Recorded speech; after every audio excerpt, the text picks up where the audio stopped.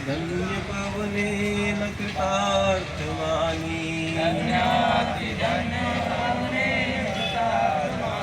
योगीन्द्र दुर्गम गति मधुसूदनोऽपि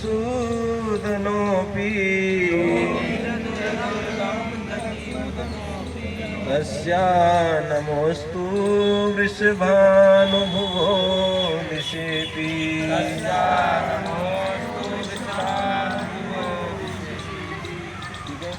अब आप लोग चले थे कहाँ से?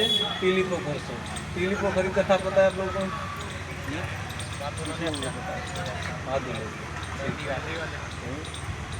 दुर्वासा ऋषि को जानते हैं आप लोग? दुर्वासा ऋषि जो है ब्रजवासियों के गुरु हैं। एक बार वो आए हुए थे इधर बरसाना में, तो वो स्वपाकी महात्मा थे, अपने आप भोजन बना पकाया करते थे, खाया करते थे। तो जो छोटी छोटी बालिकाएं थी वो सब चली जाती थी उनकी सहायता करने के लिए। भाई भोजन तो खुद पकाते थे महात्मा जी, लेकिन कोई जो सब्जी काट देती थी, कोई आटा मान देती थी, कोई जो है लकड़ी वकड़ी ला देती थी चूल्हे के लिए, कोई पानी भर के ले आई। तो छोटी बालिकाएं सहायता करती है ना भोजन बनाने में। अभी तो पता नहीं, माता पिता सिखाते नहीं, पहले करती थी ना। छोटी छोटी बालिकाएं नमक का डब्बा ले आई, कोई मिर्च ले आई, ऐसे छोटे छोटे बच्चे सहायता करते थे माताओं की। तो दुर्वासा मुनि जब रसोई करते थे तो सब बालिकाएं छोटी छोटी बरसाने की उनकी सहायता करती थी। उसमें से राधा रानी विशेष करके जाती थी, क्योंकि सबको पता था कि साधु का आशीर्वाद मिलेगा तो अच्छा पति प्राप्त होगा, है ना। तो बालिकाएं जो है साधु सेवा खूब करती थी। तो अब जो है वो जब जाने का उनका समय हो गया, 1 महीना 2 महीना रहे होंगे यहाँ पर, जब जा रहे थे तो बड़े प्रसन्न थे, विशेष करके राधा रानी से, क्योंकि राधा रानी अपने ग्रुप को लेके आती थी, छोटी छोटी बालिकाएं थी। तो जाते हुए बोले, उनको आशीर्वाद दिए कि ये लड़की जब भोजन बनाएगी और उस भोजन को जो भी पाएगा प्रसाद का, वो जो है क्या होगा, आयुष्मान होगा और निरोग रहेगा, उसको कोई रोग नहीं रहेगा और उसकी आयु क्या होगी, बढ़ जाएगी। और ये बात पूरे ब्रज में फैल गई कि वृषभानु की लड़की को आशीर्वाद दिए हैं दुर्वासा ऋषि कि उसके हाथ का जो भोजन पाएगा, प्रसाद पाएगा, वो निरोग रहेगा और उसकी आयु बढ़ती जाएगी। तो ये बात यशोदा मैया को पता थी। यहाँ से नंदगांव कितना दूर है? 8 किलोमीटर। अंदर के रास्ते से जाओगे तो 6 किलोमीटर, है ना। जो पीली पोखर के पास से जो कच्चा रास्ता जा रहा है ना उधर, वही मेन रास्ता था पहले, अब तो रोड बन गया है। उधर से ही राधा रानी जाया करती थी। तो वहाँ से लगभग जो है 5.5-6 किलोमीटर। तो यशोदा मैया प्रत्येक दिन राधा रानी को बुलाती थी, या बीच बीच में बुलाती होगी कहीं कभी। यहाँ पर जो कीर्तिदास जी से जो है प्रार्थना करती थी कि अपनी बेटी को भेज दो, हमारे कन्हैया के लिए भोजन बनाएगी तो ये निरोग रहेगा और इसकी आयु बढ़ेगी। तो बड़ा प्रेम था आपस में वृषभानु बाबा का और नंद बाबा का। तो वो अपनी बेटी को भेज देते, 2-4 जो है छोटी छोटी बालिकाओं के साथ। पहले डर वर तो कुछ था नहीं, सब लड़कियाँ चली जाती थी ऐसे, चोर उचक्के पहले नहीं हुआ करते थे ज़्यादा बड़े। तो उसी रास्ते से जाया करती थी, भोजन पकाती थी, कन्हैया को खिलाती थी, वापस आ जाती थी। यशोदा मैया कुछ कहती तो थी नहीं, लेकिन मन में बड़ी एक अभिलाषा रहती थी कि ये राधा रानी जो है हमारी लड़की की बहू ही बन जाती तो ठीक रहता है। भोजन जो पका कर देती रहती जीवन भर, अब बार बार बुलाना पड़ता है, भेजना पड़ता है। तो ऐसा मन में एक अभिलाषा रहती थी।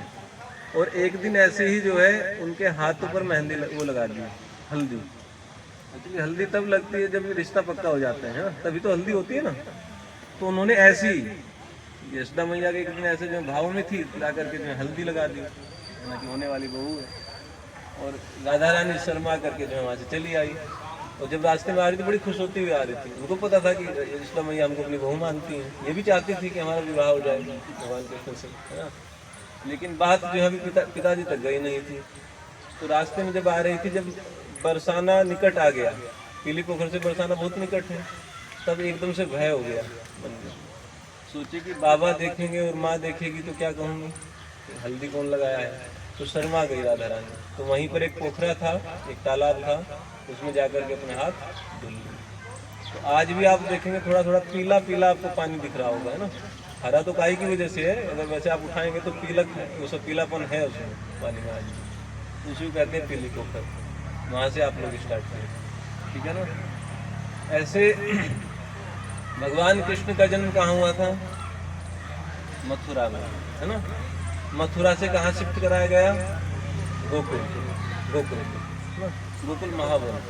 जैसे यमुना नदी ऐसे उत्तर से दक्षिण की तरफ बहती है, ध्यान से सुनिए, उत्तर से दक्षिण की तरफ यमुना नदी बहती है।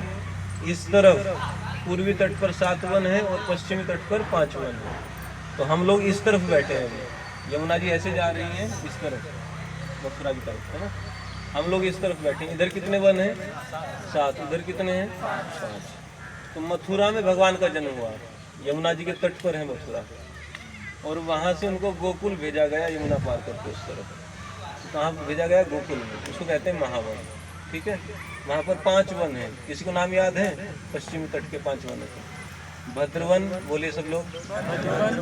भांडीरवन, बेलवन, लोहवन, गोकुल महावन। बता देगा कोई 5? पहला क्या है? भद्रवन, भांडीरवन, बेलवन, चौथा लोहवन, 5वां गोकुल महावन। गोकुल और महावन एक ही, 5 हो गए। माताओं को याद हो गया सबको? 5 वन उस तरफ है यमुना जी के, और 7 इस तरफ है। अब इतना तो याद होना चाहिए। भगवान के धाम जाना है कि नहीं? भगवान पूछेंगे कौन से वन में जाना है कि पता नहीं, चल चलो वापस नोएडा जाओ। तो याद कम से कम रखना चाहिए कि इनमें से हमको कहीं भेज दो, है ना। 12 में से 12 वन प्रमुख है। पहला भद्रवन, बोलिए सब लोग। भद्रवन। दूसरा भांडीरवन। तीसरा बेलवन। चौथा लोहवन। 5वां महावन। अब इधर आइए, इधर कितने वन हैं? 7, ठीक है।